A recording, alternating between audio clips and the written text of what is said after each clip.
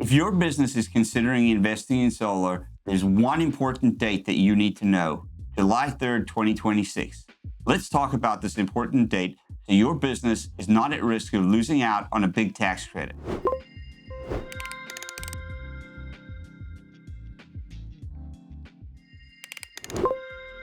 So Larry, let's talk about safe harbor and what that means. Projects have two options to qualify for the tax credit. One is to be placed in service by the end of 2027. Yes. And the other is to start construction by July 3rd, 2026.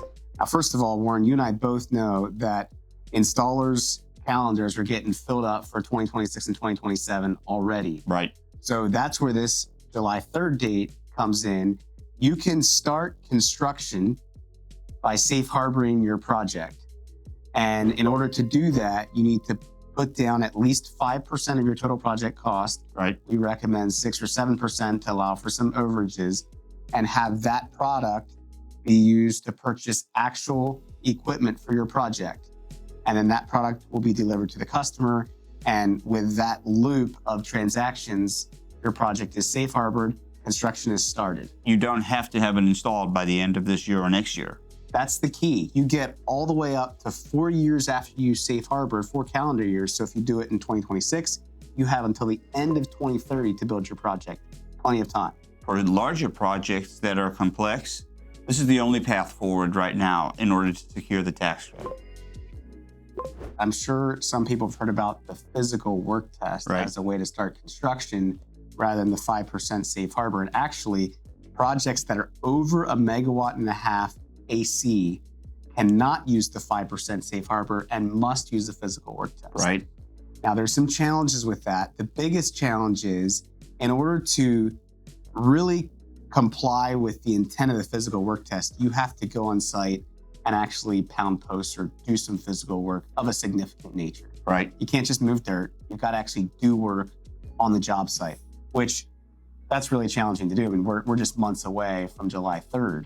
So how would you do that? And the way some large developers are doing this is they're having physical work done on, let's say, a custom transformer in a manufacturing facility somewhere in the world. That manufacturer is documenting that they've done physical work on that custom transformer before July 3rd. Now, if that seems like a little bit of a stretch, it's because it is. Right. You know, it's not guaranteed. It should work, but it's not like a slam dunk like the 5% safe harbor is. And as a result, we're really recommending our customers, when at all possible, do the 5% safe harbor. Larry, let's talk about the risks involved for all three of those scenarios. Number one, what's the risk if you put the 5 or 7% down safe harbor to start construction? Number two, what's the risk if you do the physical work test and you do on-site work?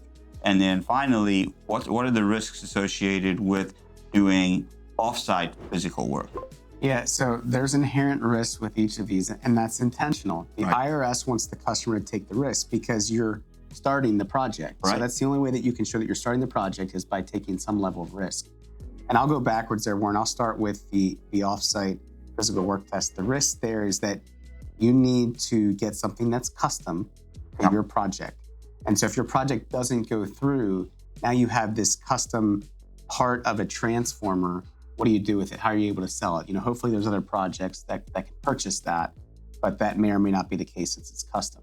As far as on-site work, the risk there is that you go out and pound posts, you don't have a permit or an interconnection approval, and you don't get one of those two. Right. And now you're stuck. Certainly not recommended. As far as the 5 or 7% safe harbor, there's still inherent risks there. So the risk is smaller, but it's still a risk. And the risk is the customer owns the product and now needs to find a buyer for that product.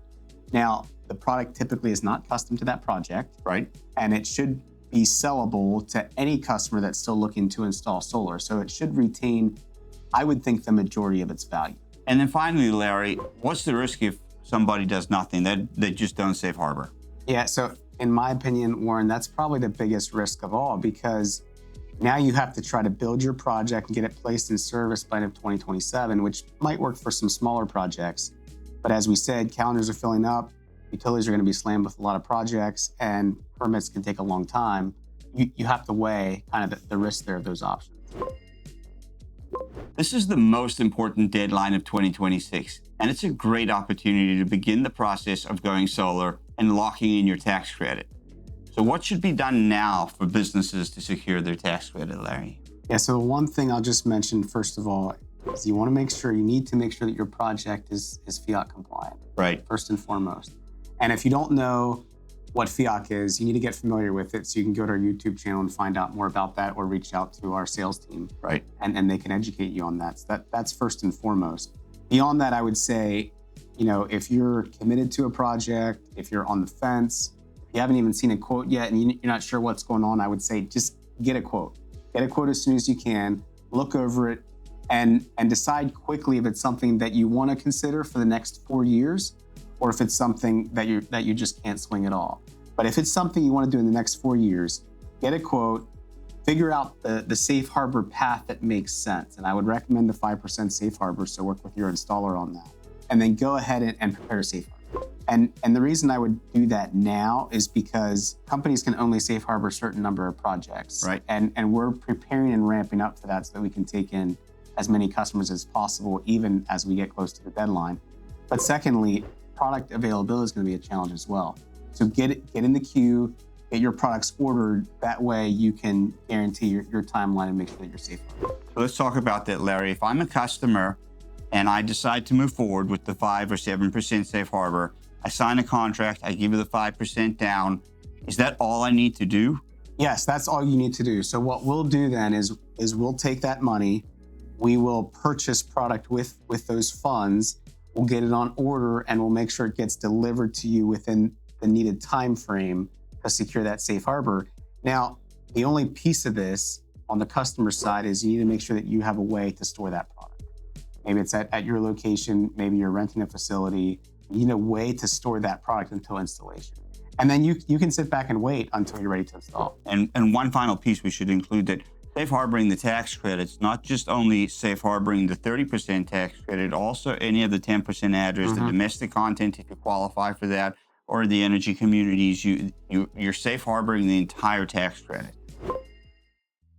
The July 3rd safe harbor deadline isn't about rushing into solar. It's an opportunity for businesses to secure today's tax credit while giving themselves the flexibility to plan and install their project.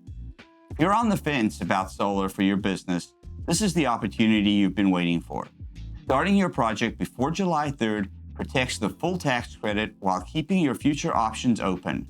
Visit paradiseenergy.com to get connected with your local solar consultant to help navigate securing your business solar tax credit.